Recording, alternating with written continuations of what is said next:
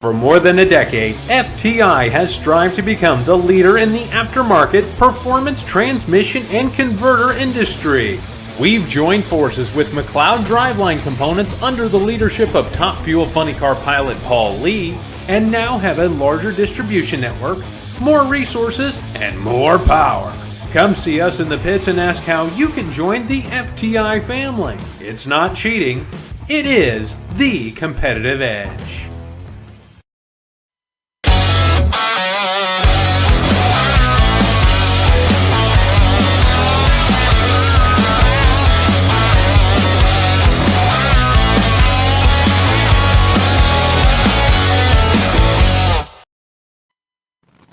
This is WFO Radio.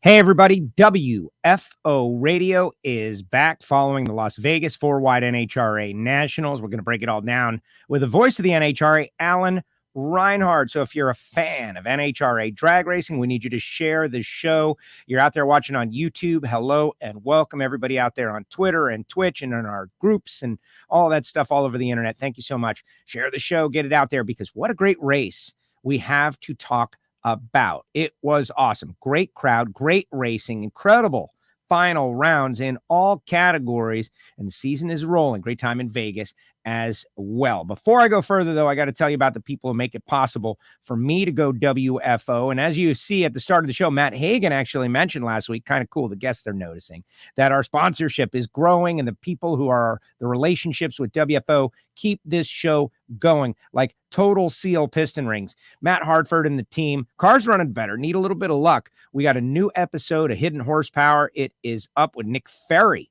the legendary engine builder, pro stock, and throughout various forms of drag racing. You're going to want to hear that. It's kind of cool because he actually listens to Hidden Horsepower. Total Seal, you can get rings for a stock eliminator car. You can get rings for a Formula One car, which is kind of cool, kind of interesting. Go to totalseal.com. You can order right through the website. A lot of research to do right there. And ultimately, give them a call. Keith Jones, Lake Speed, Matt Hartford, and the team over there at totalseal.com. You just heard from VP Racing Fuel. Super excited that VP is on board. I was hanging out with Freddie a little bit at the track, working out when he's going to come on WFO to explain exactly some of the chemical processes behind VP Racing Fuels, why it's better. And you don't have to have a race car to support WFO with little VP Racing Fuel, because they've got fuel additives and lubricants and oil additives in your local auto parts store. Check them out, vpracingfuels.com. And of course, FTI Performance, just heard about those guys. Paul Lee skipped the race, but is regrouping and going to come back bigger and stronger than ever. Guarantee late in the rounds, there were some FTI Performance transmissions going after those Wallies. A little bit later on in the show, I'll tell you about some of our other sponsors, talking about Marvin and Frank and, of course, Sam Tech, where we're heading next. But now it is time to go out to Las Vegas, Nevada, where he sits inside the tower at the Strip at Las Vegas. The voice of the NHRA, Alan Reinhart, joins us now. What's up, AR? How are you? Just hanging out in Vegas. That's about it. Congratulations, Kansas. That was a heck of a game last night. But yeah, just hanging out. Yesterday there were a lot of the teams that were making some test hits and working on some stuff here. Tomorrow starts the test and tune for the double divisional and regional coming up this weekend. So here I is. You mentioned Kansas. You know, the University of Miami Hurricanes were leading Kansas at half, just like UNC, and then Kansas stormed back and beat them. What is your thought on losing to the eventual winner? Does that make it any better losing? You know, like, well, at least we lost to the team that won it all. You tell me. I don't know. We don't know. We lost to a team. So. We lost to a team that got beat the next night. So, you know, I thoroughly enjoyed the tournament. I like every aspect of it, even though, you know, my guys didn't do as well as I would have liked them to, but you know, it was good competition. It's fun to watch, and so I don't know. Once my team gets beat, it's like, at that point I just want good games. I don't really care who wins or loses, but I do have to admit I probably was pulling a little for UNC last night, but Kansas certainly deserved it. I don't think there's any question the best team won. So. Exactly. Your phone is blowing up. They know you're on WFO, baby. That's it. Everybody's checking in. We've got a big audience of people checking in. I hear some of those fighter jets flying over. I think that's what I hear, which is pretty cool. But we got a great audience out there. Everybody is already fired up to go. Now let's talk about testing before we talk about the race. So much to get into with Brittany Force's what I'm calling a statement victory. Her reaction times were strong, excellent, got off the starting line, big win. But Tony Stewart making some runs yesterday. Apparently got 3 runs.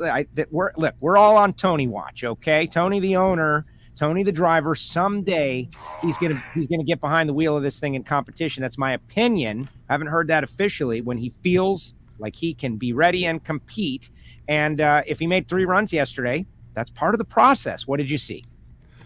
Yeah, they had a couple of things that they wanted to test on the car, none of which were driver specific, so to speak. There's a lot of times when on these cars you want to try to cycle stuff before you have to put it into race day conditions. So you want to run, whether it's ignition boxes, whether it's a reverser, whether you just want to send it down the track once, make sure everything's good, so that when you do need it, you know that it's good to go. I think, the perfect example of that was a couple of years ago when Steve Torrance crashed a car in Dallas and had to bring out a backup car that had never been on the racetrack. And it simply took a couple of runs for them to get comfortable with that, and Brittany won the championship. So the next year they decided we're not doing that. And I don't know how many casual fans realize the number of times that somebody will put a part on a car, put a beat just to send it down the track once, and now we know we're confident in it that this thing is good to go when we need it, and it goes back on the shelf or back into the bin, as a backup. So that's part of what they were doing yesterday. And in that case, it really doesn't matter who drives the car. They just need to put somebody in it.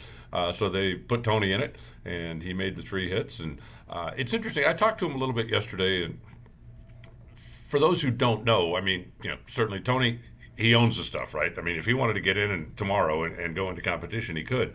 But that's not how he approaches racing at any level. He is very meticulous.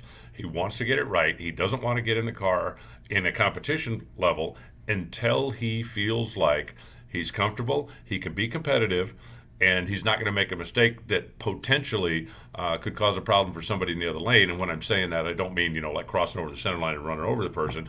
I mean, if he's up there in qualifying, he doesn't want to make a mistake or do something on the starting line and cost somebody else a qualifying run. But he's very meticulous and very detail-oriented. And speaking to him in the trailer yesterday, he says, I got this. And he said, I got this in my mind. I was focused. And he said, I almost forgot to double-check this and this. And, for somebody like Leah or, anybody that's done it a million times, it's second nature. But he is very, very meticulous and wants to make sure that he's ready before he gets into thing in competition. So yesterday was a chance for him to make a couple of runs. And everybody was busting on him pretty good. Just, there was a pretty light mood over there in the camp. Hagan was also running his car. All the Coletta cars were running. The Force cars ran. So, Tony or Steve Torrance made some runs in the Capco car also. So there was a lot of people out here that were testing, and it's a long season, and there's a lot of cars running really good right now. So anything you can do to potentially find a little advantage or give you a head up down the road is something you want to do. No, absolutely. And I admire what Tony's doing, the way he handles it. Like the day that he does get in a car, the attention is going to be through the roof. Right? Like people are going to focus on it from all around the world. He should be in a position to go out and actually compete as opposed to just trying to drive the car. And he can do all that behind the scenes. As you said, he's the owner, and it'll be better for everybody if he enters a race with a chance to win the race. And I know we're going to talk about Brittany and Steve and our amazing final round, but wow. Leah's team had their best weekend of the year by light years this weekend. Every run down the racetrack, very consistent. Yep. I talked to Neil. We're just going down. We want to go down. Got to go down first. Got to get the car to the point where it does what we want it to do, and then we can figure out how to go faster. And it looked like they had a great day out there, and I just wanted to tip the cap to those guys because that's what we need, right? They were number one for a while. Brittany ended up stealing it, but great weekend for Leah Pruitt. And then Mike ended up stealing it. But yeah, Leah's, they struggled a little bit the first couple of races. Even Leah had struggled a little bit the first couple of races, and she was very candid about the fact that, she felt like she wasn't pulling her end of the deal either. And so she wanted to get mentally back in a position where she felt more comfortable in the car. And this weekend, everything clicked. The whole team, the car looked good. Leah looked good. I think you definitely pencil them in now as contender status every time they unload the car out of the trailer. But sometimes that's what you just have to do. If you're a driver, sometimes you just have to go, okay, look, I'm not getting this done. I need to back up. I need to refocus. I need to get. But I can also tell you from being over there yesterday and throughout the course of the weekend, they're pretty loose over there, and I think that's good. If you get to the point where you're pressing and you're thinking about it too much, you're almost forcing yourself into mistakes. You've got to be comfortable. You've got to be getting in there. You got to know that everybody's going the same direction. And right now, that team definitely looks like they are. Absolutely. Wayne is asking if Austin Prock tested yesterday. I believe he did. What did you see? I believe he made one run yesterday. They didn't make a bunch of them with that car, but I believe he made one run yesterday. Robert, I think, made 3. John made 4. There was, some of the teams, I believe, if I'm not mistaken, J.R. Todd was making 5. I left before the end of the day, but I believe they were planning on making another one before the end of the day. So, it's all a matter of what you need to do. And sometimes, teams like, all we got to do, we need to make one run. We want to check this. We want to verify this. We want to whatever. Sometimes it's a case of, okay, well, we've got 6 things that we want to test, so we're going to try to make as many runs as we can. David Grubnick made 4 runs with Brittany's car. Oh, really? Yeah. Well, they needed it, obviously. 338. Well, I mean, as he said, and I think it's exactly the same reason that Steve Torrance was testing. The Capco team, as a general rule, don't test a lot. But you look at the 2 quickest, fastest cars last year, I think were Brittany and Steve across the board. And then I think you could, the math will bear that out. Right. And I think they both feel now that the other teams have caught up, that they've closed the gap a little bit. And so you want to come out and see if you can find something to give yourself that extra, whatever, 100th and a half, something to put you back up in front of the field a little bit. And, you don't have a lot of opportunities to do that necessarily during the race, especially if you want to try something that's kind of wacky. So that's why you come test. Well, exactly. All right, let's jump into the results and some folks that we hung out with the weekend. Stan says we hung out. What's up, Stan? Good to talk to you. And Monday Morning Racer is out there. He's going to have some testing footage soon as well. All good. But right now, let's get into our Top Fuel results, right? Where the final round featured the last 8 consecutive Top Fuel World Championships. Antron with 3, Tony with 8, Brittany with 1, Steve with 4. Like, it couldn't have been a better, if that was the only race we were going to have there, right? Like, we're going to have one race, like you could carve that up as the best race. And Brittany gets the job done. And for me, I'm calling it a statement victory because her reaction times were where they need to be to win a lot of races. 70s and 80s. She'd been coming up short on some hole shots. 50s and 60s. She's going to win a lot of races. She was 61 first round. She's 56 second round. Fell quicker than Steve. In the final, she had a 65. Steve was 39, and the car made up the difference. And that's it, right? Like, that 200ths of a second equals a lot of win lights. She had a 41 in qualifying, one of her reaction times. It's just, she said she had found something that worked for her. We'd heard that a couple of times from Mike Salinas. Who knows what she's doing? And the good news is we'll talk to her tomorrow, 2 p.m. Eastern time with Brittany, and ask her exactly what it is. I don't expect her to tell us exactly what it is, but we'll hear from Brittany tomorrow. But to me, statement victory for Brittany Force, doing it a lot with her starting line driving.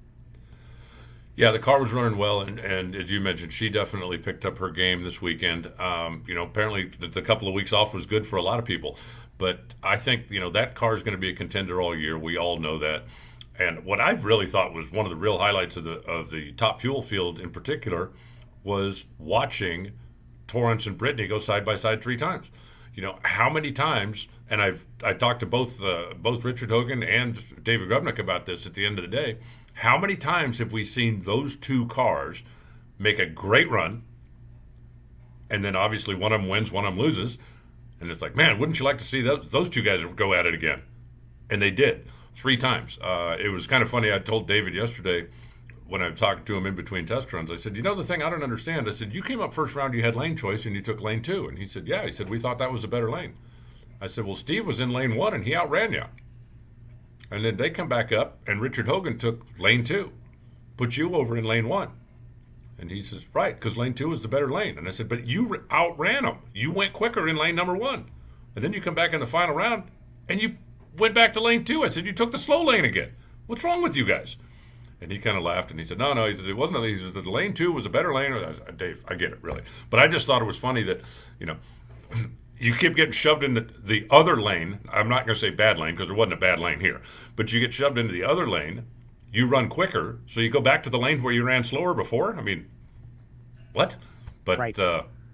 Watching those two make 3 runs together, and I think that a big tip of the cap has to go, and I'm going to legitimately do it, to Jeff Foster, his team and staff here, and to the Safety Safari, because that was a great 4-lane show we saw yesterday.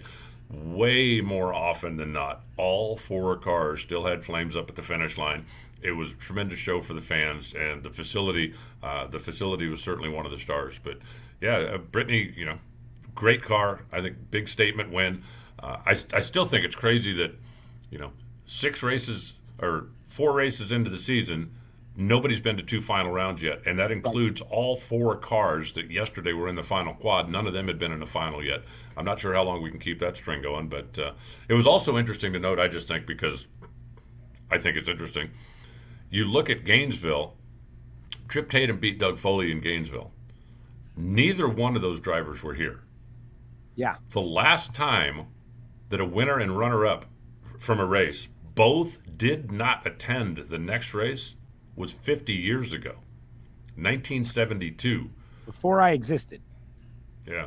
So, and I was really surprised. I mean, very conspicuously absent was the Foley and Lewis team. It was my understanding, and Doug had said a couple of times, that they were hoping to put together a program, get everything in place so that they could run the full season, make a legitimate shot at the countdown to the championship. And I was very surprised that they weren't here. I agree with you, and did not have an opportunity to catch up with Aaron Brooks to ask, like, hey, what was the deal or why? So at this moment, with traveling back, I am still in the dark.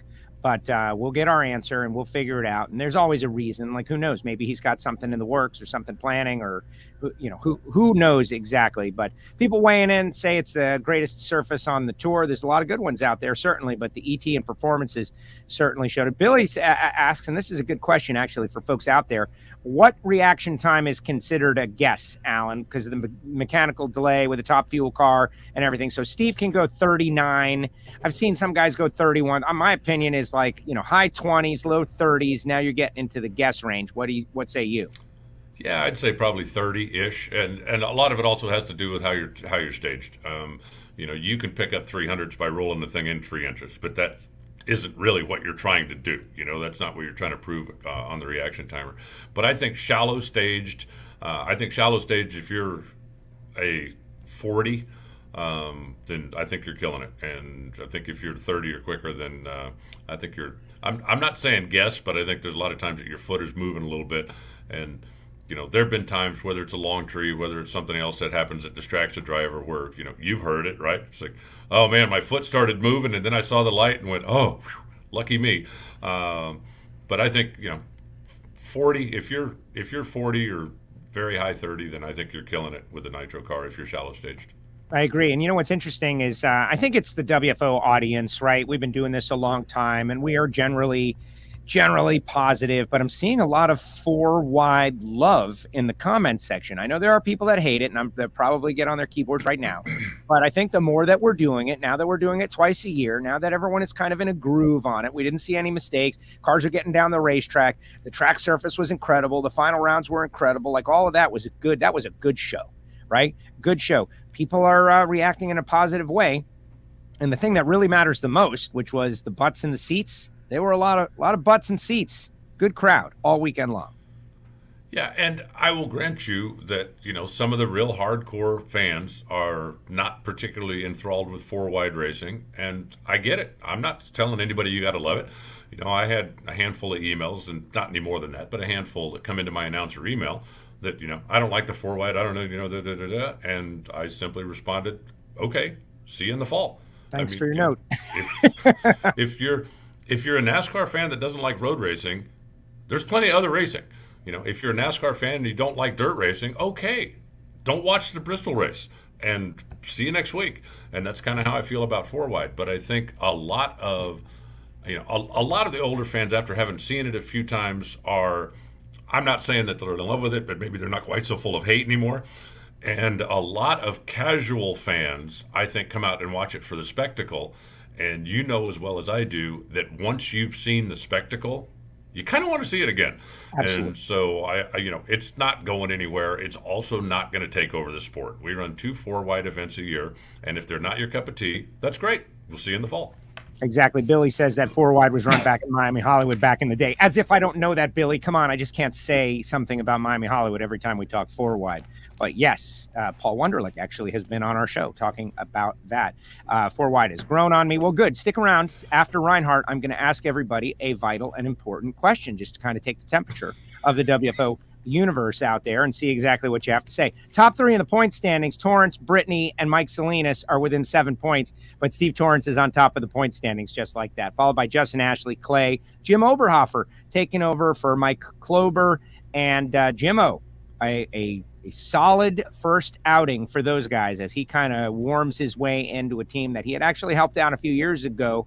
Some crew key changes happening out there at the start of the season. Nobody wants to fall behind. Nobody wants to spend too much time figuring things out. They recognize that this is a new universe of NHRA drag racing where you got to be on it from start to finish. Yeah, and, there was also a lot of question about, what happened with Mike Klober? Where's Mike Klober? What was the deal with Mike Klober? And I can honestly tell you, I don't know. And when I spoke to Clay, he didn't really talk a whole lot about it. And then, Mike Klober parted ways with the team. They brought Jim in, and that's the story. Yeah, exactly. Monday Morning Racer is out there, and he is obviously very connected to the Foley and Lewis team. He says that there was never a plan for them to run the full season. More races, yes. Full tour, no.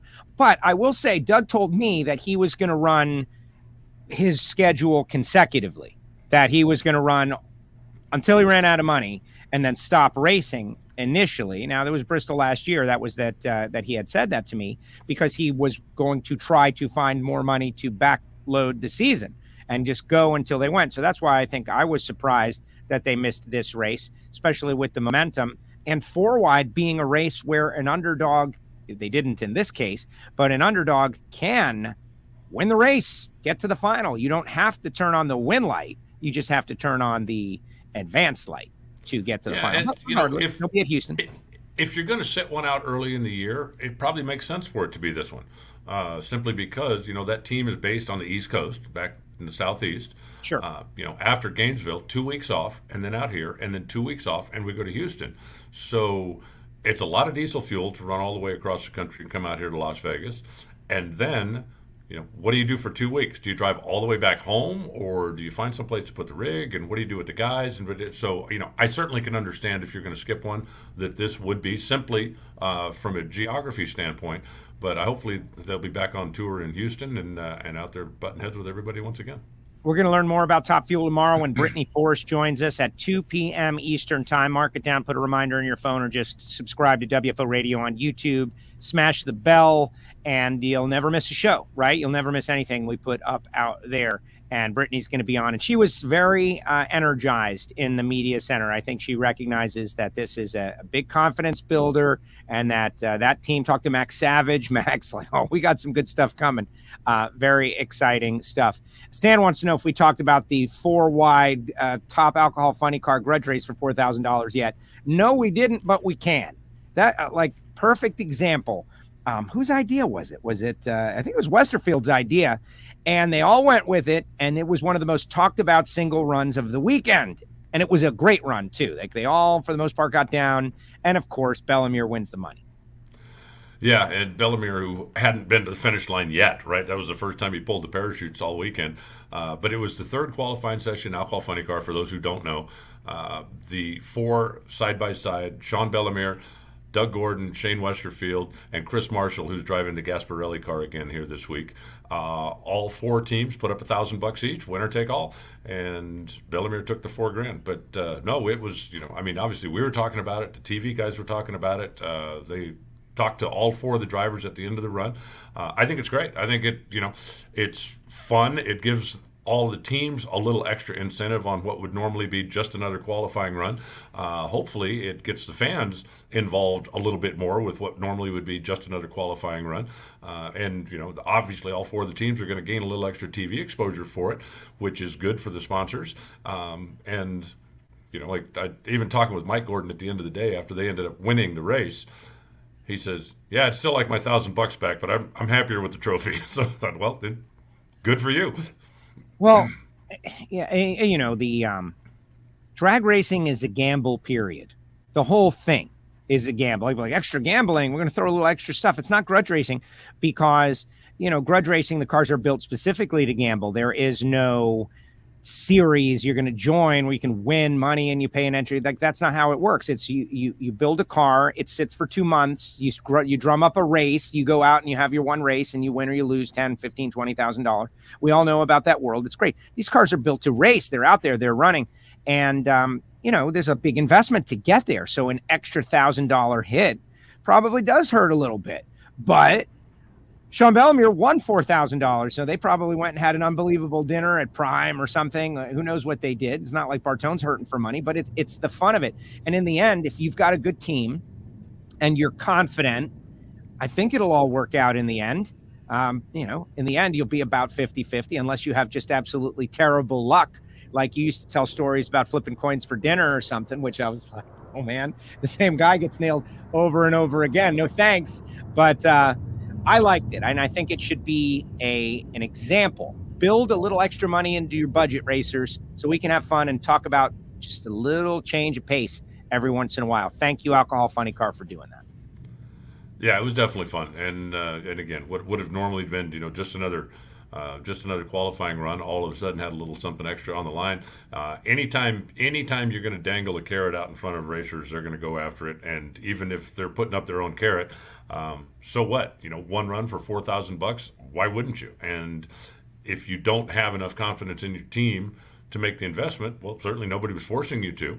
But I think it was, interesting that all 4 of them felt good. All 4 of those guys, $1,000 isn't going to make any of them ride the bus home. So right. Let them come out and have a little fun with it. And it would not surprise me if we see that again somewhere down the road. I don't think it's going to turn into a weekly thing, but I do think that there will be some time somewhere down the road where we get an opportunity to see that again. Well, it's Vegas. So. It's Vegas, for gosh sakes, right? I mean, like that's the deal.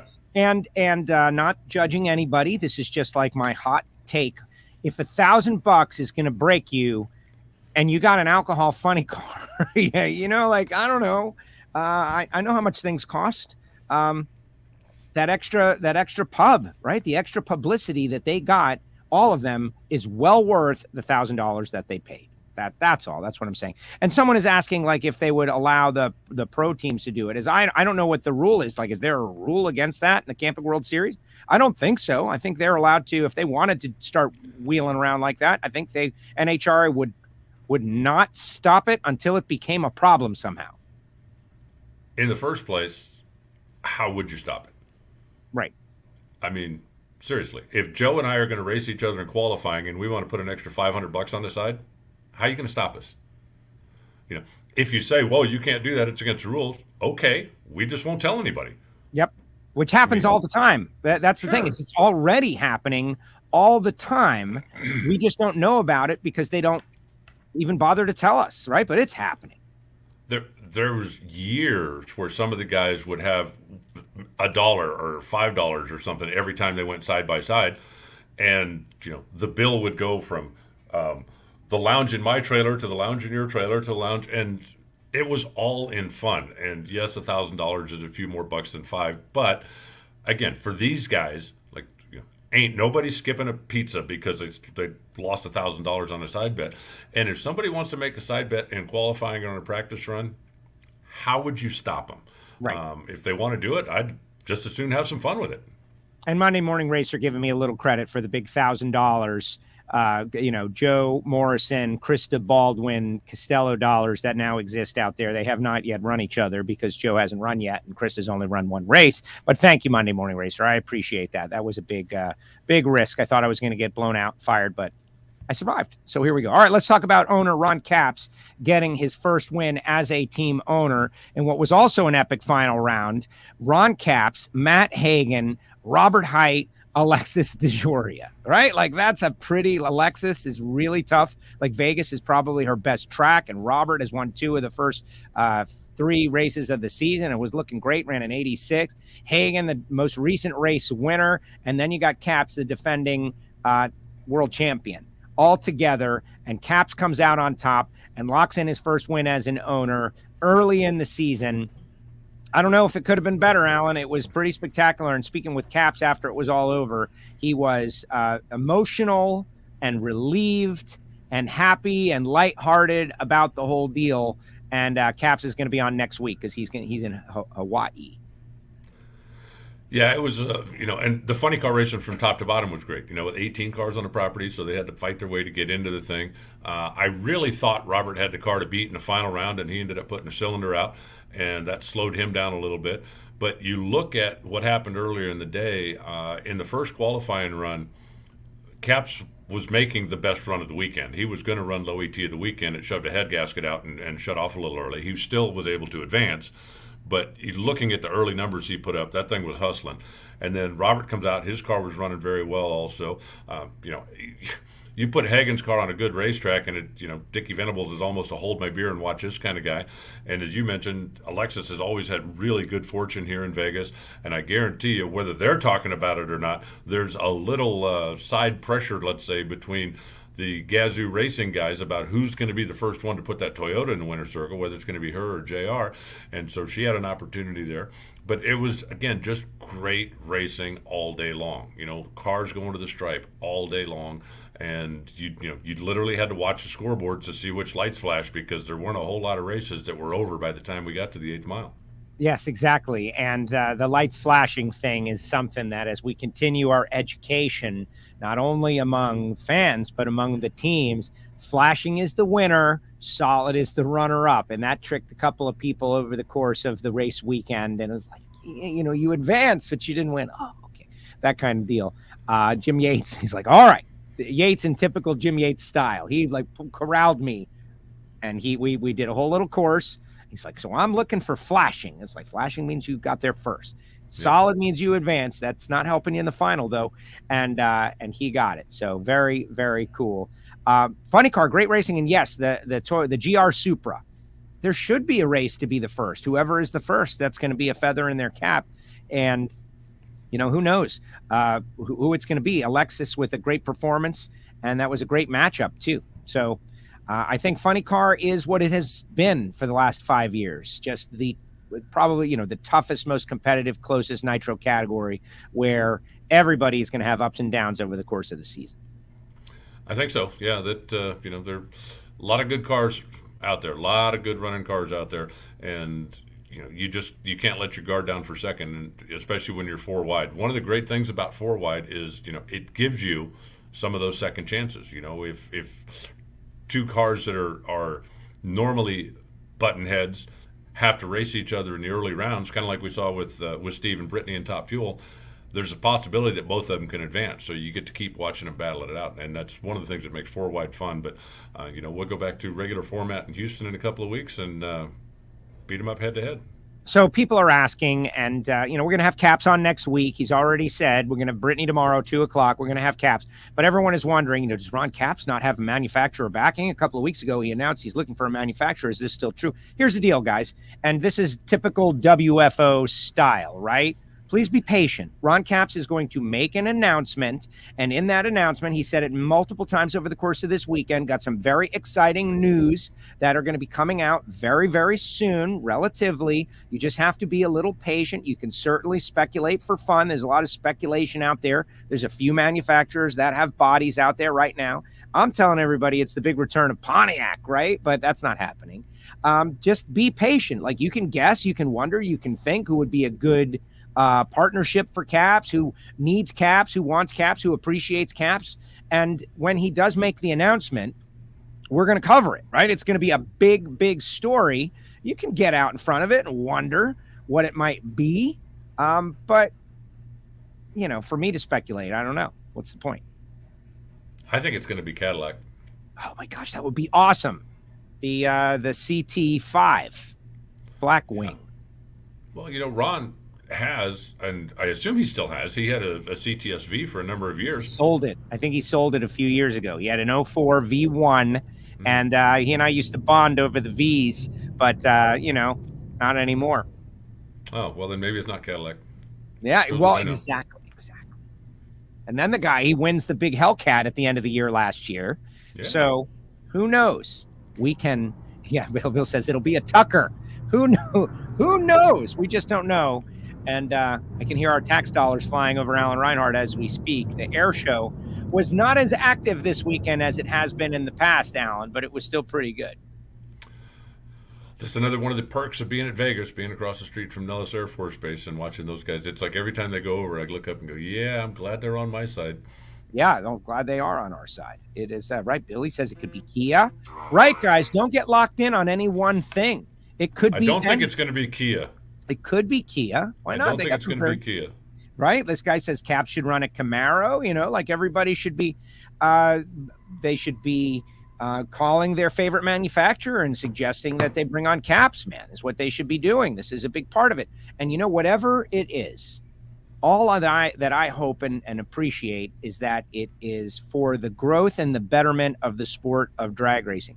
We have seen, like, Caps is a free agent when it comes to what kind of car he may or may not drive. Maybe it'll be back with Dodge. Like, we don't know, right? Who is going to make the best deal for Ron Capps Motorsports and drag racing? And when it comes to marketing, attention, activation, pictures, photos, using it in media, who's going to do the best job that way with this superstar driver that is now a team owner? To me, that's how the decision should be made. And by the way, when this all happens, we're going to have Ron Capps back on to talk about it. So there you go. Any final thoughts on Funny Car, Alan? Anything that stuck out in your mind other than there's a lot of good running cars out there right now? A lot of good running cars. Yeah, there's definitely a lot of good running cars out there. John Force's car had a decent weekend, not a great weekend, but a decent weekend. And he was pretty candid speaking with him. I chit-chatted with him when he was hanging out in the winner's circle with his kid. And he said, look, we've got a fast hot rod. He said, we've got to make it more consistent. It's as simple as that. And that's part of what they were doing yesterday was, as we've seen. I mean, he'll make a great run or two great runs or three great runs, and then all of a sudden just fall off the face of the earth for two or three runs and then come back and do it again. So that's what they're working on. But no, it's going to be a long year, but Funny Car is going to be what Funny Car's been the last few years. Highly competitive and very entertaining. Exactamundo. And this guy says it's going to be a Yugo. It's not a Yugo. The Yugo is like, of all the cars that were ever made, the Yugo kind of gets made fun of the most, I think. How about a Mercedes? Well, why not a Mercedes? Your Mercedes would make a great funny car. Are you kidding me? Yeah. Look at the Supra, right? Kind of a similar shape, just a little bit bigger. Why not? Why can't we let's get Toto Wolff to design a funny car body?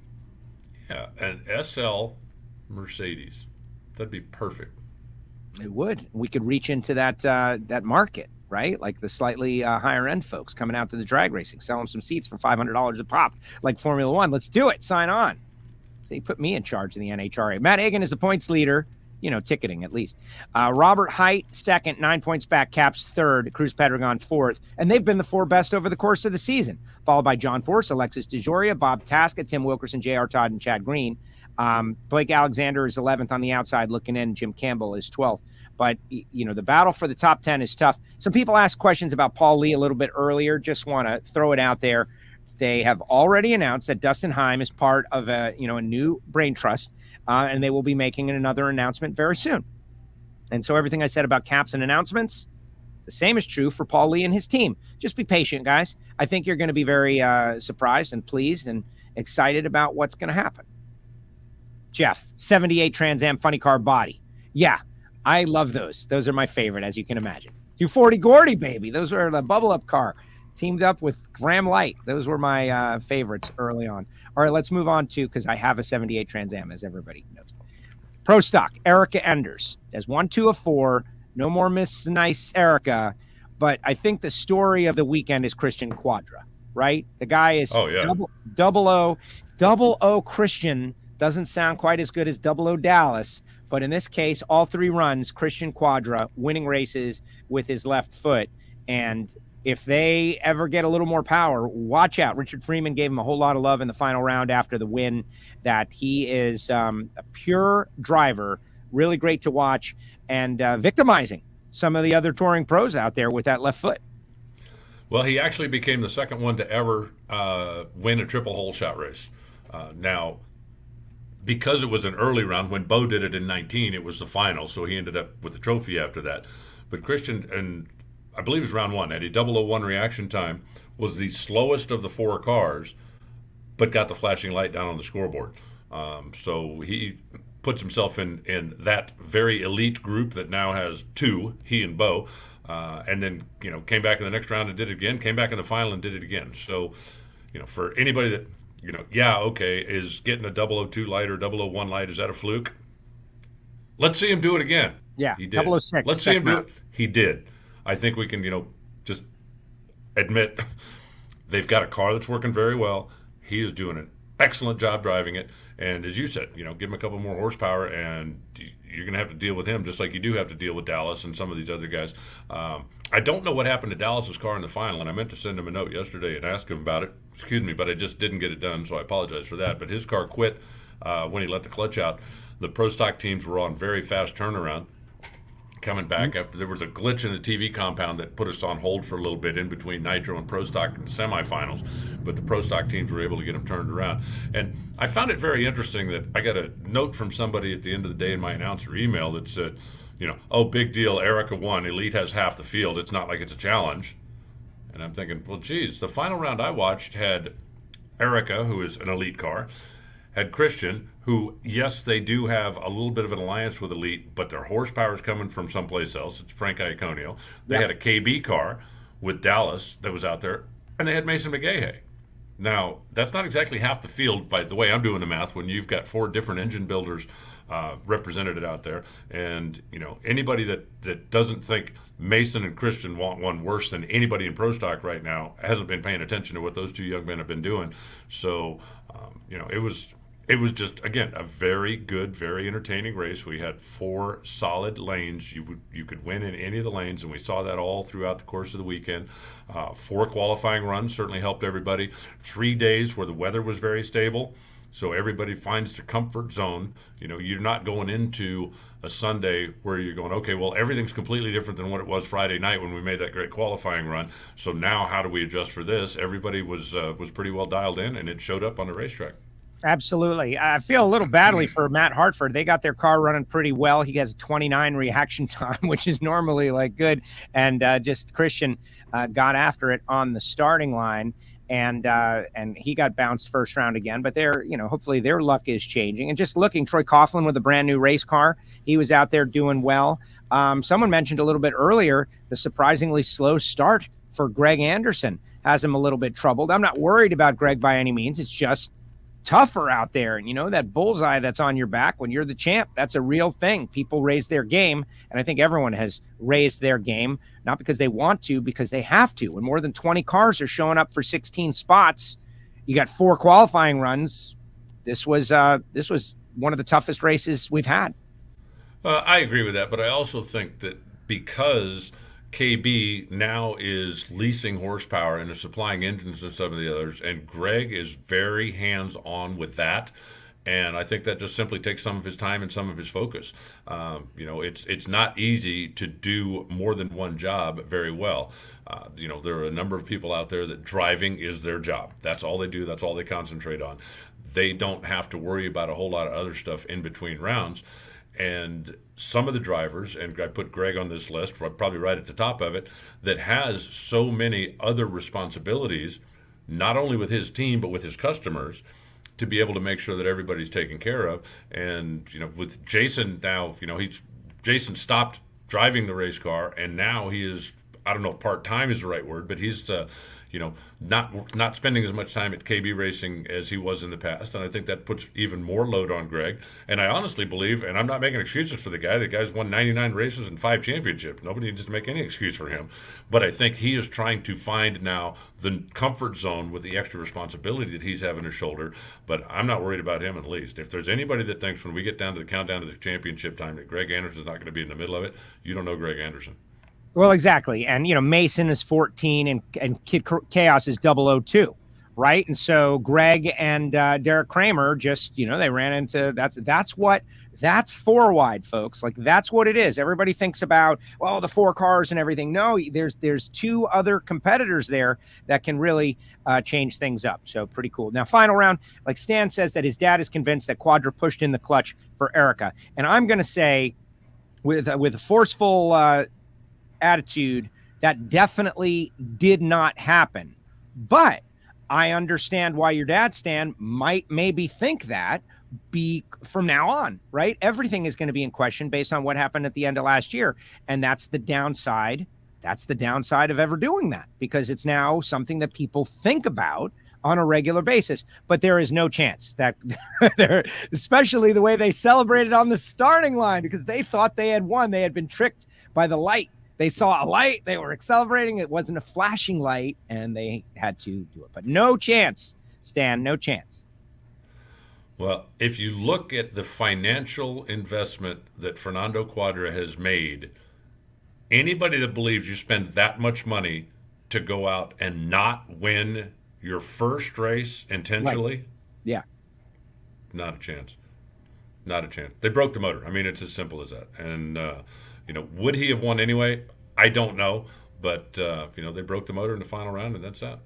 Yes, Elite had, I heard 38. He writes 48. But they had, and I spent a little time in the Elite pit, and they were working their tails off, right, Alan? Some weekends everything stays together and everything, you have the normal amount of work. This was not a normal amount of work weekend. Transmissions coming in and out of Aaron's car, just various issues, and they definitely have power. The fragility of it, that's a different story, but they're getting some race wins right now, and that's a good deal. Now, I'm not exactly sure. I'm pretty sure, but I'm not exactly sure which cars have the Frank Iaconio power, and maybe Christian is one of them, or some sort of hybrid.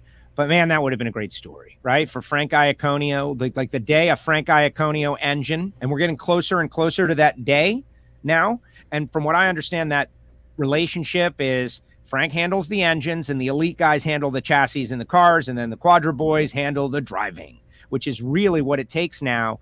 That's going to be a big, big thing when Frank puts one of his engines in the winner's circle at a national event in the NHRA Camping World Series Tour. And I was kind of watching, and if that happened, that would have been that's where I was going. I was going to Frank because, he's such a veteran, first ever to win a 500 cubic inch race, lost his son a couple of years ago, stayed with it, and it would have been exciting, but not yet.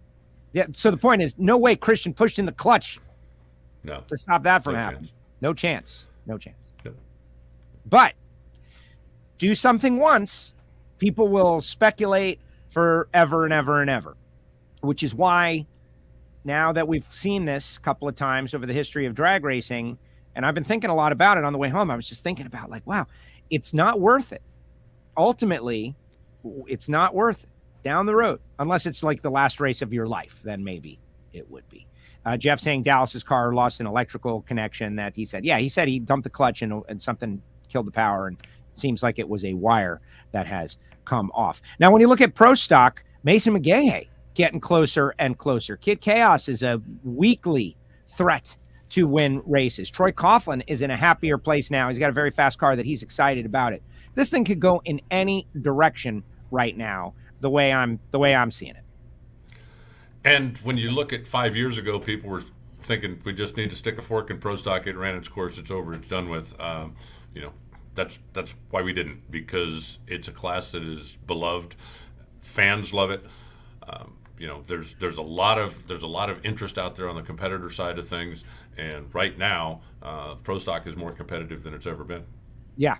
Exactly. Well, great race. All right, let's talk a little bit about the and you know, people have questions. Let's talk about Joey Severance.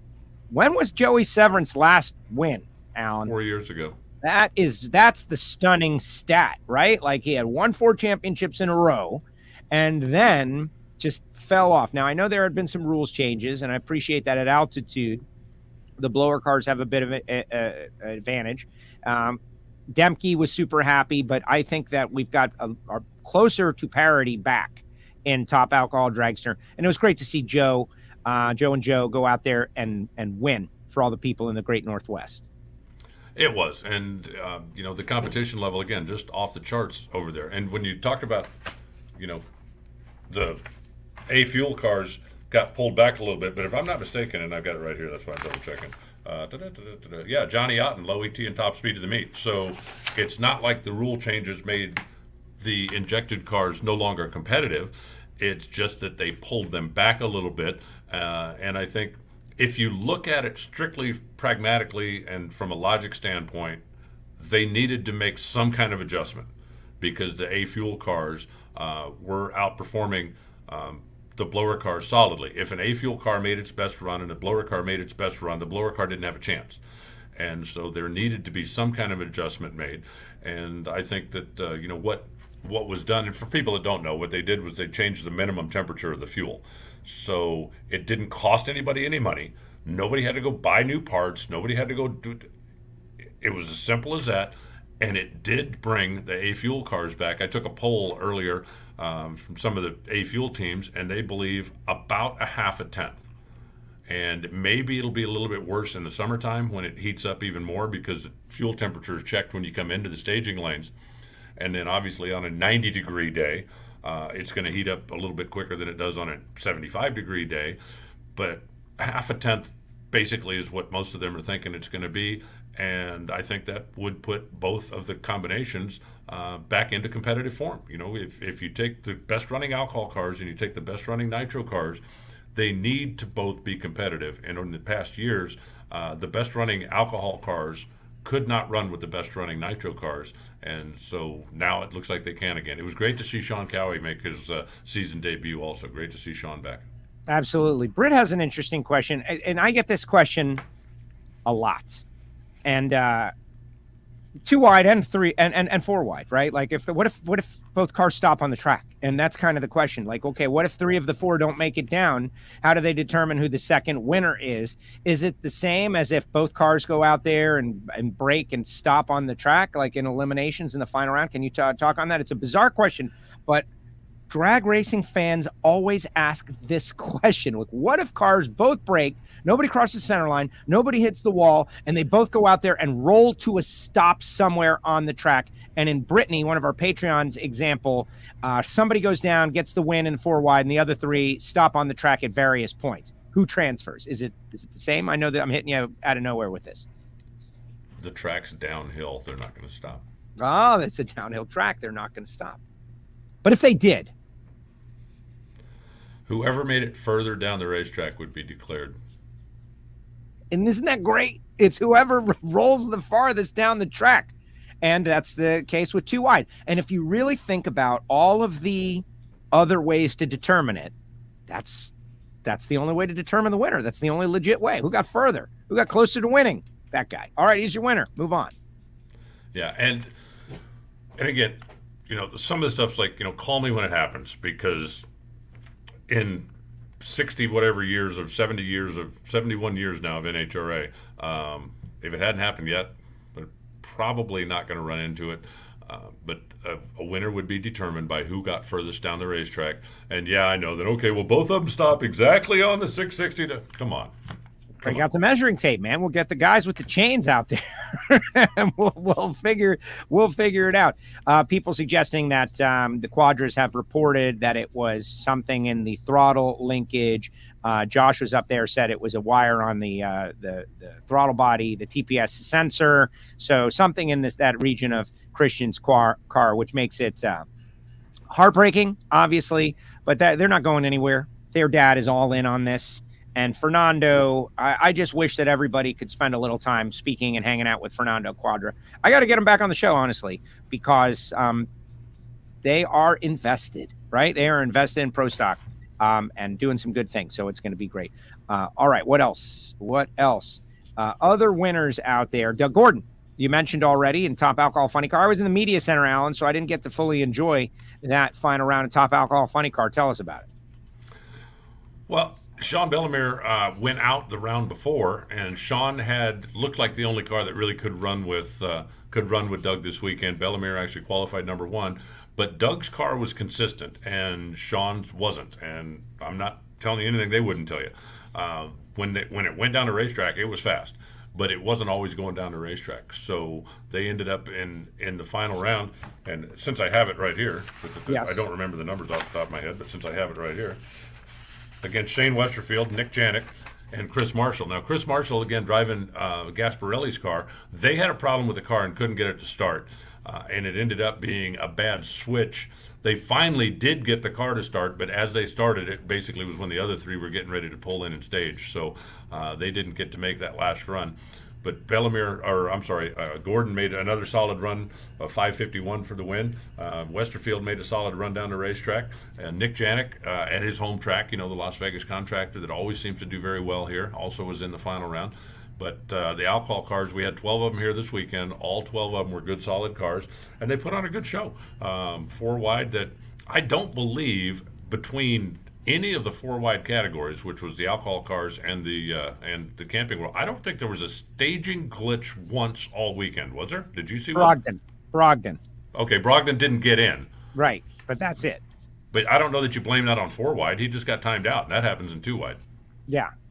Yeah, really, he did. The timing is a little different, but no. People are getting used to it. People are appreciating it. That's why people need to stick around till after Reinhart, because I'm going to have to ask a tough question. But yeah, it's just the natural evolution of things. People reject them at first. They're afraid of change. They're afraid of new things. And then you learn it and you realize it and you start to appreciate it. And the track surface has a lot to do with it. When you've got a good, solid, consistent track surface, people are getting stuck to the track on the track walk, Alan. It was a good track surface out there. And we had great racing. Like, that event was spectacular. No negatives. Other than we had 40 minutes of downtime because the TV truck, someone pulled the plug. Yeah, and whoever did that, somebody should go smack them, because, man, we were rocking right along at that point. But we also had, I don't recall anybody hitting a wall, not when I was up here anyway. I believe we had one Super Comp car that had a brake failure that went into the sand. Yes. But didn't, driver was fine, and I think the car is salvageable as well. But all things considered, it was a pretty clean weekend. The safety safari did not spend a whole lot of time cleaning up the racetrack, and we just kept, firing them at you. Exactly, which is what we want to do. And let's see, in competition eliminator, Ryan Pretty getting his first win with his A-altered automatic. That's a new thing, first win. Superstock Justin Lamb, not a new thing. Not a new thing. No. Not a new thing. Ninth win for Justin, just in Las Vegas. I mean, yes, the kid grew up here and raced juniors here, and okay, maybe he's got a little bit more of a handle on, the adjustment that's got to be made for the wind and for the whatever, but it's pretty incredible what that guy's been able to do at this racetrack over the years. And he just keeps knocking them down. Ryan McClanahan in stock eliminator, Allison McCone in super comp, Damon Bustamante in super gas. First win. And Edwin Olpen in top sportsman. Or was Ed? No, it was Ed. It was Ed. Ed won top sportsman. His son, Edwin, was the runner-up in super gas. They were trying to get into the family members winning on the same day club, and they came up just a little bit short. And there are your winners out there from the Las Vegas Four-Wide at the Strip in Las Vegas. Now, a couple of sad stories. Passing of Rick Stewart, NHRA's starter, obviously Buster Couch, but then Rick Stewart, right? And Rick just went in, Iceman, to the International Drag Racing Hall of Fame this year. And I am thankful when that news came out that he knew that he was a Hall of Famer when he passed. And Ricky, his son, reached out to me on Twitter, and they were just super happy with the appreciation that he was getting. But that is a nightmare. And then a personal friend of both of ours, Bob Unkefer, having some health issues. And I want to wish Bob the best of, the best possible energy, all of that. Some people say thoughts and prayers and all that, like whatever works for you folks out there. Please start thinking about Unc, because, Alan, you spend a lot more time with Uncle than I have. I don't want to ever overstate my relationship, but I have had some good times hanging out in some bars with Uncle, and he's a funny guy, character. One day on this show, we had scheduled something wrong, and he jumped on out of nowhere from his living room and gave us some results from a divisional. And Unc going through a tough time right now, and so we're thinking about him as well. Yeah, he was paying attention this weekend as well. I got a couple of text messages from him. He was following along on NHRA.tv, so I just want to send as much positive energy as I can and keep my fingers crossed. That's it. Simple as that. Keep your fingers crossed. Any final thoughts, Alan, before we let you go back to so how can people go watch more drag racing this weekend? Well, it's come to the Strip. That's simple as that. We're going to have, I believe there's going to be over 600 cars here for Lucas Oil Drag Racing Series. The Alcohol Dragster and Alcohol Funny cars are going to be the stars, obviously, as they always are at the regional event. There are, I believe, 24 dragsters entered this weekend. Wow. And it's an 8-car field. That's crazy. So that's going to be fun. 3 qualifying sessions will run on Saturday and race them on Sunday. But there's 2 full races, actually. It's a double divisional. We're going to have a complete race on Thursday and Friday for comp on down, and then we'll have another complete race Saturday on Sunday, and that one will include the alcohol team. So, if you want to come out and check it out, check it out. I believe, I couldn't swear to it, but I believe this one's going to be on NHRA.tv for free. It will certainly be streamed somewhere, but I'm almost positive that this one will be on NHRA.tv, and you can watch that for free if you want to. So why be productive? Right. Why be productive? Hey, Leo wants to know about Langdon's car in Q1. What happened? This might be a good opportunity for you to give your email address. I mean, you can certainly answer Leo's question, but people with technical questions, they can get a hold of you at any time. Well, my email is announcer@nhra.com, and shoot me a note and I'll get an answer for you. What happened with Langdon's car in round number 1 is they had a starter go bad. They got the starter off. They got the backup starter on. And when they got the car to fire up, they could not disengage the backup starter. Something in the mounting on the backup starter didn't jibe perfectly with the bracket that it hooks into, and they simply couldn't get it disengaged. It's fluke. Yeah. But just one of those things. They were certainly grateful with everybody else to have 4 qualifying sessions. So but they ran that car, both that car and Doug's yesterday.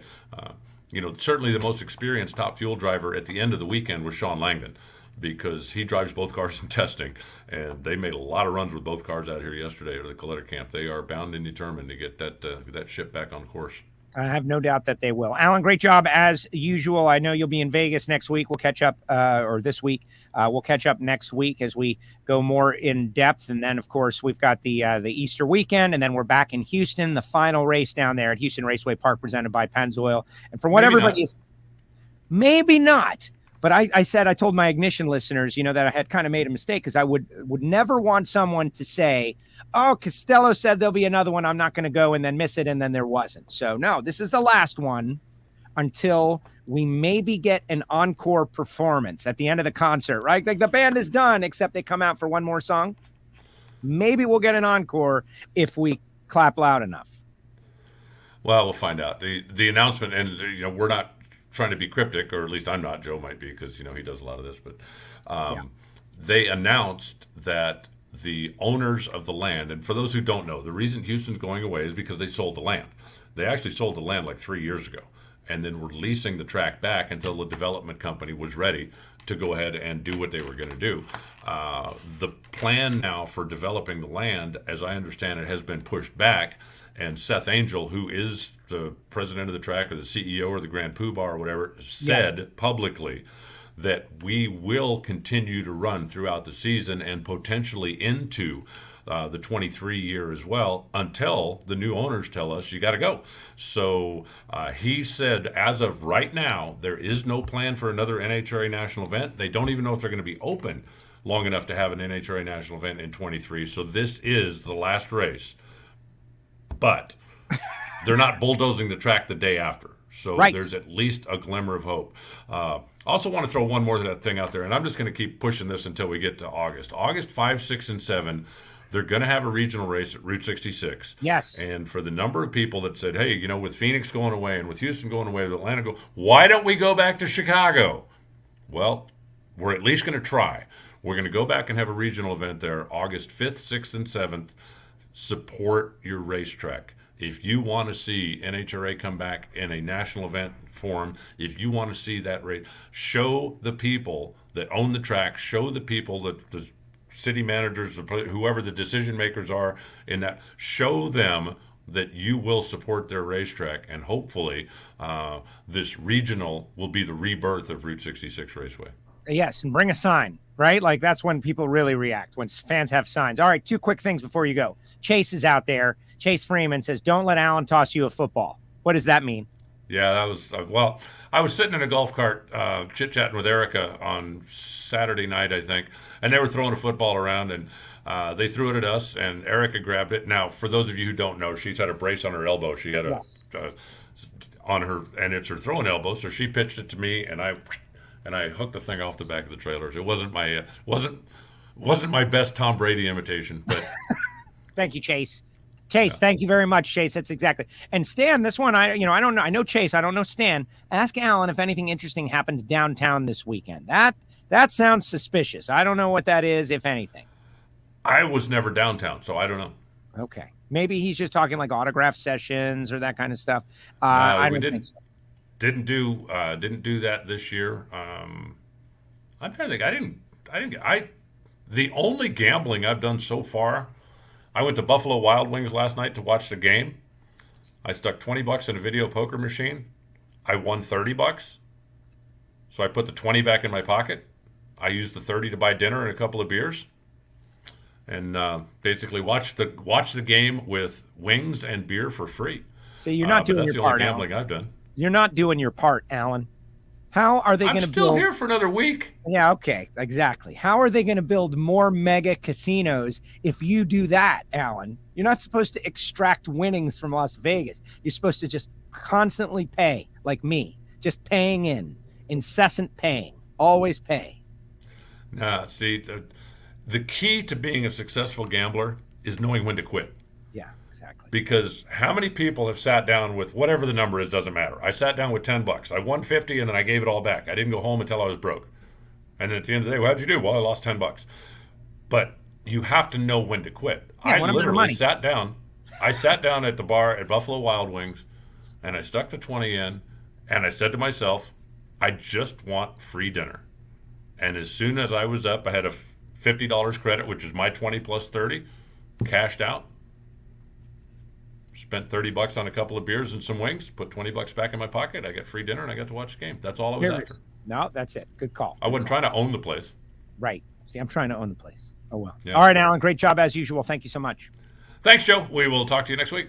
There he goes. The voice of the NHRA, Alan Reinhart, joins us each week right here on WFO Radio. And you know that whole dinner thing, right? A great friend of mine, Dave DeMontmollin, wrote a book called The Guy's Guide to Las Vegas, right? And he's got a bunch of different games like that. Like at dinner, you take your check, and what is your check? Oh, it's like $80 or $90. You go put that amount on black or red, and either you have to pay double for your dinner, which is just kind of a normal thing out there in Vegas, or your dinner is free. Like all kinds of fun stuff going on in Vegas. I had a great time. I did not lose my tail this time. I lost my tail when I was out there for the start of March Madness and St. Patty's Day. That's when I lost my tail. And this time I was a little, PTSD. I stayed away from I was just kind of feeling the energy, and it wasn't there for me on the tables this time. Maybe more in the fall. Some people are talking a little bit about some of the concerts that were in town, and the Grammys were in town. It was a big, big weekend for Las Vegas. There were a lot of people. Steven says, great show. See you at ZMAX. What's up, Steve? Thank you very much. When you live there, you learn to quit early. Yeah. Or don't play. Now I've won. Am I up in my life in Vegas? No. Am I about even for my life in Vegas? Yeah. I've had some good weekends.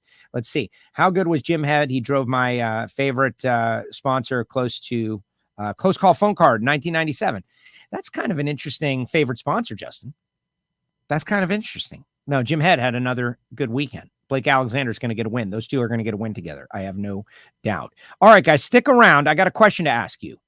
I know everybody likes to, rush for the doors once Alan Reinhart of the NHRA leaves, but I've got a question I want to ask, and it's a serious question. Couple of notes, though. Tomorrow, Brittany Force, 2:00 Eastern time, different time, out of the ordinary.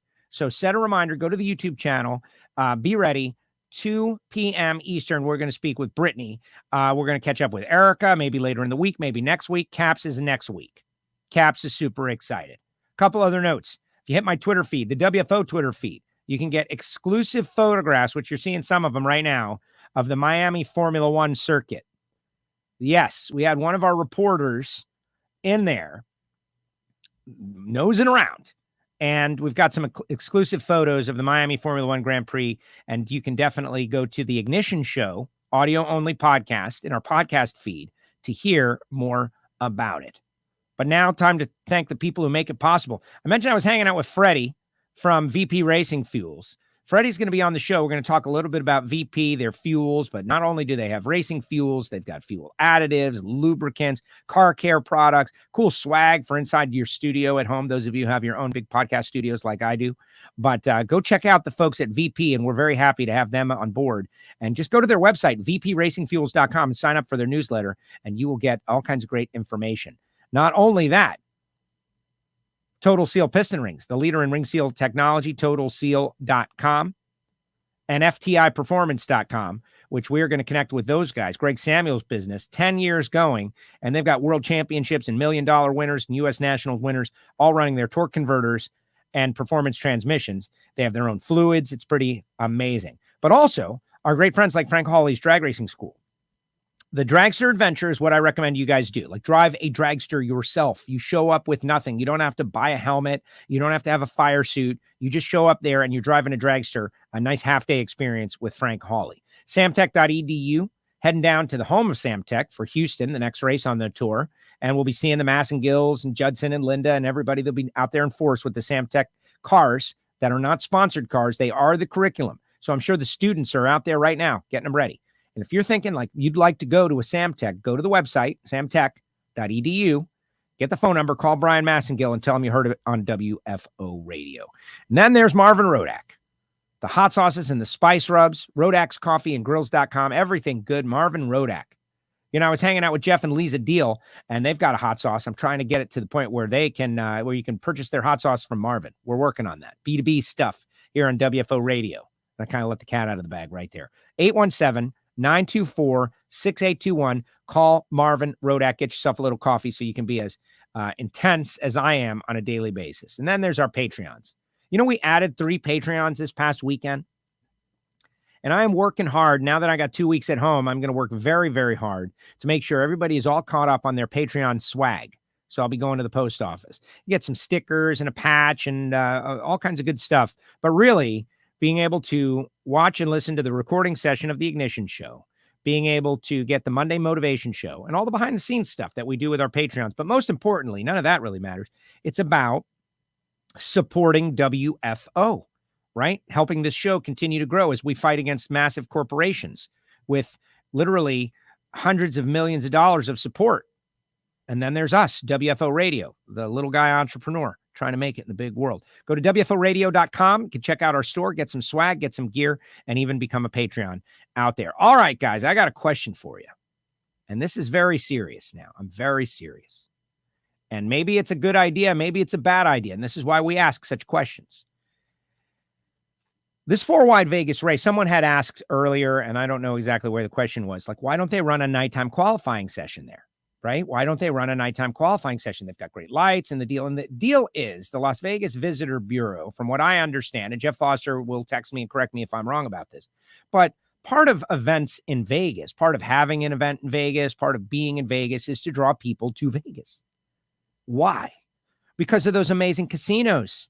And so the idea of having everybody out at the track at night when they should be in the casinos, having a good time, enjoying a great meal, watching a great show, walking around like I do, those do not connect. And so we finish early at Vegas so people have time to go enjoy Vegas. Unlike many other areas, Like, we're going to have nighttime qualifying out in Richmond. It's going to be awesome. They've got, like, speaking of great lighting systems, plan your Friday night in Richmond because you're going to see a spectacular show. It's going to be amazing, right? But Vegas is a little different. They want us to finish as early as possible so that we can get back and enjoy Vegas, part of why you go to Vegas. And everything is a reason to come to Vegas. And I had such a great time, guys. Like, I love Vegas. It's one of my favorite cities in the world. I was just there 3 weeks ago, and I got back, and I thought I would be jaded about it, and I wasn't. Walking around, having great meals. Jason Galvin and I, we hit a couple of restaurants. I found I reinforced my new Vegas breakfast place. Like, just had the most amazing breakfast a couple of days in a row. It was great.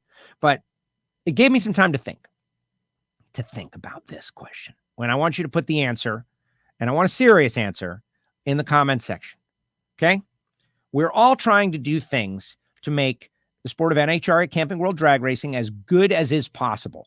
And that means investing. It means being flexible. It means trying new things, doing new things. The spring race in Vegas used to be a ghost town. Nobody went. And you can understand why. If you're going to choose to go to Vegas, one or the other race, you would choose to go to the fall race when the SEMA show is right after, when the countdown is happening, when championships are really on the line and being decided, Halloween weekend, you can watch Randy Lynn dress up Bo Butner's car. There's a million reasons to go to the fall race in Vegas over the spring race. And so Bruton Smith and his team out there, Jeff Foster and everybody said, you know what? Let's make it a 4-wide and invest the money and see what happens. Now, I can't say that they've made their money back already, but the ticket sales have been markedly better, like a percentage through the roof better. It's a no-brainer. So that was a great success. They did something risky that maybe not everybody agreed with, and it turned into a great success. Now they have 2 races that are tremendous. So let's think about Charlotte. The Charlotte Spring Race is the successful race. The Charlotte Spring Race, a relatively new market for NHRA drag racing, the first 4-wide track that ever existed at the national event level, they pack them in the spring. But the fall, during the NHRA countdown, when we hope that everybody is watching and paying attention, that's the race that needs help. That's the race that fewer people go to by a lot. So my question is this. Given the circumstances at Charlotte, is it time to make the second Charlotte race a 4-wide drag race? That's my question to you. Put your answer, your legit answer, in the comment section. And what does that mean? Does that mean countdown racing is 4-wide racing? Does that mean, let me go look at the schedule and kind of think about it here, right? Is that what that means? Would the drivers have to adapt? Race 2 of the NHRA countdown is 4-wide. And what does that mean? Is that like putting a road course in the NASCAR playoffs? Would it take away from the championship, or would it add to the championship? I'm pretty certain it'll sell more tickets if you flip-flopped them and made one a 2-wide race and one a 4-wide race, or made them both 4-wide races, because honestly, the people of Charlotte, that's the first drag racing that they ever got to know. And why not? I had this conversation with Antron Brown several years ago when we were audio only, and Antron has been a very cutting-edge person.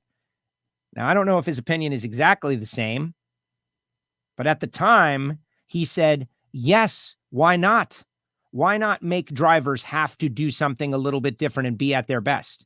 What difference does it make in determining a champion if one of the 4 happen to be at 4-wide, and you could sell more tickets, create more interest, do something different? But I'm not giving my opinion. I want your opinion. Let's see what you have to say. Let's see what you have to say. Let's see. Charlotte Fall Race crowd is a joke. That's why I'm trying to fix it. I'm trying to fix it. Cannot have a facility that great with a crowd that's a third full for a playoff race. So if you really want what's good for the sport, you want butts and seats. But maybe you're a purist like Will says an authoritative no. Barrichello Nitro says no. Eddie, wow, great idea. So we're 2-1. I'm not keeping score. Somebody else keep it score at home. Billy Carroll, no to another 4-wide for him personally. I think the number should determine it, whatever the fans want. Okay, see, so that's a very, the number should determine it. If we could sell an extra 10,000 tickets, Billy. Troy, absolutely makes sense to incorporate 4-wide in the countdown if 4-wide is part of the journey to get there. Wow, that's like a very well thought out answer by one of our Patreons. Eddie says, double 4-wide at ZMAX, that's another idea. What do you mean, 8-wide? No, like just make them both 4-wide at ZMAX. Those fans are NASCAR fans. That's the heart of NASCAR country. The only drag racing at the NHRA national event net level, I know they've had pro mod and stuff over the years, but they got used to 4-wide and are now basically telling us with their money, with their ticket purchase, that they prefer 4-wide to 2-wide. The Vegas fans are not telling us that. The Vegas fans are telling us they like both because they show up to both. The Charlotte fans only show up to the 4-wide. They do not show up to the 2-wide. Plus, football season has started, and you're going up against the Carolina Panthers, and you got a lot of stuff going on. NASCAR's in full swing. There's a bunch of stuff going on out there. Maybe both races should be 4-wide out there. Mark says, no, I'm on the verge of not going to a Bruton track due to the fact that they don't take cash. Loved Charlotte 22 years ago, never missed a race. They don't take cash. Get a card, Mark. That's it. That's the way it's going, man. They're phasing out the cash at these big places. It's just the way it is. They don't have to give change. I don't know. I get it, but I get making a stand, but I think people should be flexible. Don't worry. You send me your cash. I take your cash. Yes, mix it up a bit. Doesn't hurt to try, says Monica. Uh-oh, I think we've drawn even. No, 4-wide in the fall. Move the race to a later date when it's much cooler. Meaning the spring race, like change the schedule? Move the spring race to later on what do you mean, earlier or later? Yeah, it's pretty late in the year. September 23rd to 25th, like when do you want? There's only 4 races after that race. When could we do it? I don't know. I think you're flirting with disaster a little bit. I like it, Joe. It would definitely make it interesting. If you're a driver that's capable of winning a championship, you should have this thing figured out by now. I say try it once and see what happens. You can always go back to 2-wide. See, Jim, that's my attitude on everything, right? Like, well, let's try it. And I wish people were a little more flexible. Like, things don't have to be permanent. Let's try it. Yes. I think the yeses have now taken the lead. Wasn't it the initial thought on 4 lanes to use the other 2 lanes during an oil down to keep things moving? They said that originally, but that doesn't work. Like you got 2 top fuel cars set up. That means the lanes have to be like prepped perfectly at all times. And then we're going to move over there. And then your data, like you've set your data up for lane number 2. Lane 2 and lane 4 are not the same. They're not the same. So you're next out. You're all set up to go lane 2. It's a critical run for championship points. And then there was a big oil down. They can't just send you over to lane 4. It just doesn't work. Like your setup isn't right for lane 4. Like that's not, I don't think that's fair. So that's my statement on that. But yes, Dina Parisi, by the way, pro mod racer and figure skater extraordinaire. They did say that early on, but I think that was some of the initial logic for the 4-wide. That's kind of gone out the window. After this past weekend, try 4-wide racing. It was exciting, says Scott. Exactly. I think the case is being made for 4-wide. Also, plan it so it doesn't race against a Panthers home game. Well, that's a big deal in that part of the country. People don't realize. Same here with South Florida. You can't put anything up against the Miami Dolphins. You can't when they're good. When they stink, nothing matters, which is most of the time. But now we got Tyreek Hill, baby, and everything's changed. Anyone ever discussed putting up an awning so they're not in the sun all day long? Stan, I have said that for years, that one of the big investments, other than beautiful bathrooms, which they already have at the Bruton Smith facilities, some sort of covering. Many tracks have those. Over in the Middle East, they have them. It's money. It costs money. We can do anything in the world. It all costs money. But I really believe a covering for the fans, something like you see at these Formula One tracks in the Middle East, would pay for itself. That's something, I know it would be expensive, but not that expensive. It would pay for itself at some point if you could protect the fans from the sun at a sport that most people go to all day. But that's me spending other people's money, you know, OPM. I prefer 2-wide, but whatever is best for the track, better to adjust it than to lose it. Well, exactly. You know, we want to see Speedway Motorsports, Bruton Smith, Marcus, and those guys make money with their facility. And everybody that goes there falls in love with it. So what does it take to get people there in the fall? Charlotte and Vegas should be 4-wide, says Stan. You cannot rent a car or a hotel room without a card now. Oh, yeah. Or get a plane, or like imagine showing up to the airport with a stack of cash. Some of the old school folks out there, and I don't want to say that about that last gentleman, but I get it. The connection to cash. I have it too. But now there are places. Giovanni in Miami was talking about this on our Ignition show, right? This is why you got to listen to Ignition, whether you're audio only or otherwise. There's actually nuggets of great information out there. There are at the Miami Heat Arena, which is cashless. There are kiosks that you feed cash in and you purchase a card with which you can go around the rest of the stadium and buy your stuff. So if you're a cash only person, it's like the reverse of an ATM now, where you put in your card and you get cash. Now you put in your cash and you get a card and you're good to go. So maybe those facilities need to invest in those cards. And so you can use your cash. That's fine. You just got to hit this little machine first. And if you think it's dumb, you know, what's dumb is somebody having to go into a drawer and count out paper and hand you some coins. And, you know, like that's ancient. That's ancient, archaic technology. Why are we doing that? Go put your own money in the thing, like you're at Dave & Buster's, and you get a card, and you go swiping till your heart's content. Swipe away. Why don't we have that now? That's a good question. I think so. Apparently, they had 4-wide at Miami Hollywood. Hey, Dina, says John Farmer. They did have 4-wide at Miami Hollywood Speedway back there. Yes. And it wasn't 4 equal lanes. It was kind of what they called the Georgia lane, which was good enough to get down. And they did it with jet cars. And you can go on the internet and you can search Miami Hollywood Speedway and find photographs of 4-wide jet cars at Miami Hollywood. And if you're really interested, go into the WFO archive, especially on YouTube. When we were doing happy hours during the pandemic, we had Daryl Gwynn, Paul Wunderlich, Hector Arana, Chris Cunningham, and all Miami Hollywood Speedway veterans on there talking about their great memories of Miami Hollywood Speedway, which is now defunct and gone, but where I got my initial love for drag racing. And they did do 4-wide drag racing. We even show a couple of photographs. That was a great one. I think there is only one sure thing change. Yeah, nothing is permanent. Nothing is permanent. The moon, the stars, the universe, nothing is permanent. Sit in the reserved section. What up underneath the thing? 4-wide is a good change up. People are always against change. Always. The positivity is beating the negativity, guys.